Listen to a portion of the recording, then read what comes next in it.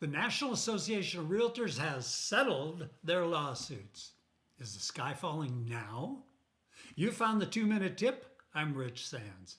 Your world has changed considerably in the last few days if your world has anything to do with real estate.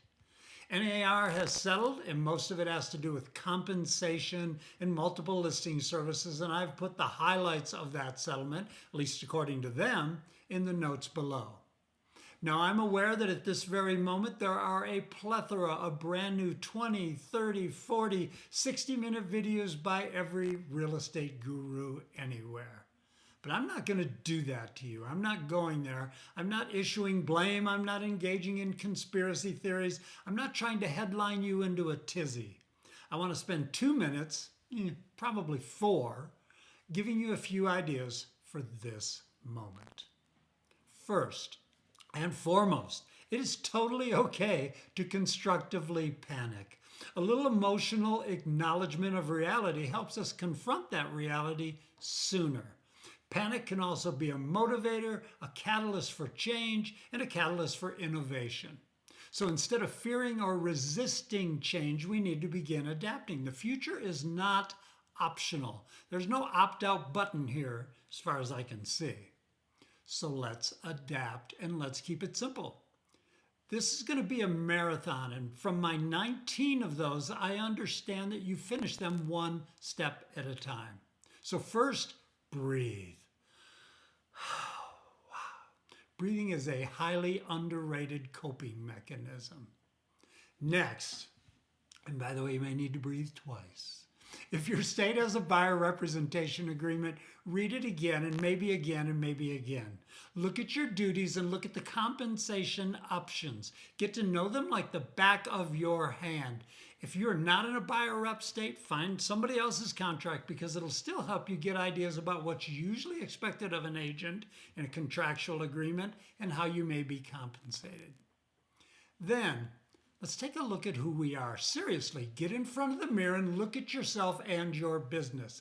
Now, Simon Sinek's Golden Circle might help, and I've linked that in the notes. Think about and even write down what you do for a living.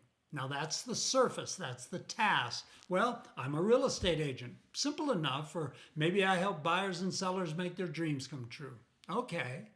The next circle in, though, is how. If we know what we do, how do we do it? This is about skills and not as simple to articulate, but really, really essential. Know what you bring to the table. Then it's why. Why do you do what you do? This is the core of everything. What's in it for you? If you have a handle on your why, you are a step closer to being able to share your why and your value to somebody else.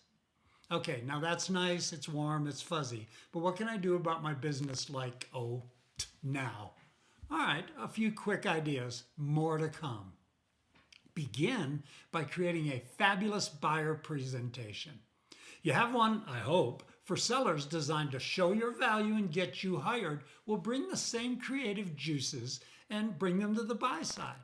Would you hire you? Why would I hire you? And how much would I pay to hire you? You've already dealt with this with sellers. We're just changing it.